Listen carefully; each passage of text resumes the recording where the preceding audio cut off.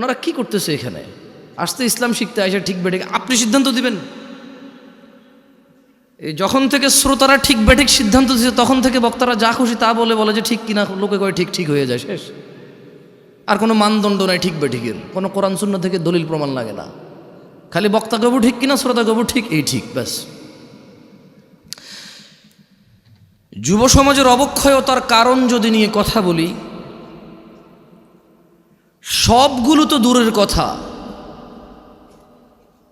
10টা 5টা কারণ তো দূরের কথা।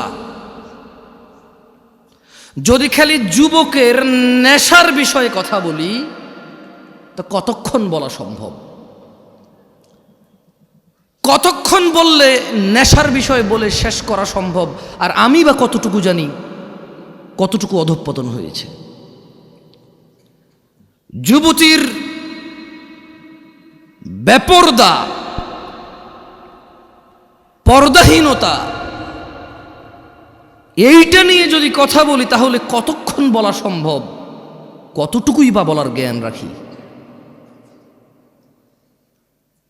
উলঙ্গ থেকে মানুষ বেপরদা থাকতো, তারপর মানুষ জামা কাপড় পরল, ওগুলো পরে এখানে সেখানে এমন ডিজাইন করছে উলঙ্গর চাইতে বেশি ভালগার দেখা যায়। তারপর কিছু মানুষ বোরখা বানানো শুরু করলো,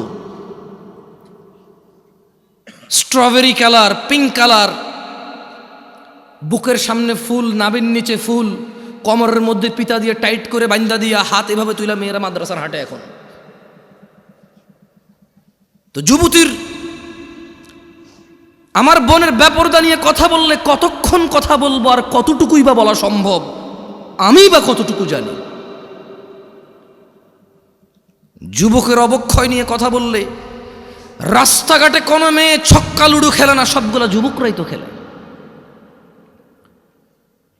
রাস্তাঘাটে যুবতীরা সিগারেট, গাঁজা, ইয়াবা সেবন করে বেড়ায় না, যুবকরাই করে। এখনো সিনেমা হলের টিকিট যুবক যুবতীকে ফুসলায় ফাসলায় 2টা টিকিট কেটে নিয়ে যায় সিনেমা দেখতে। এখনো জানার সমস্ত বিল যুবক ভরে। রাস্তাঘাটে মারামারি, গালিগালাজ, এগুলো যুবকরাই করে, পুরুষরাই করে।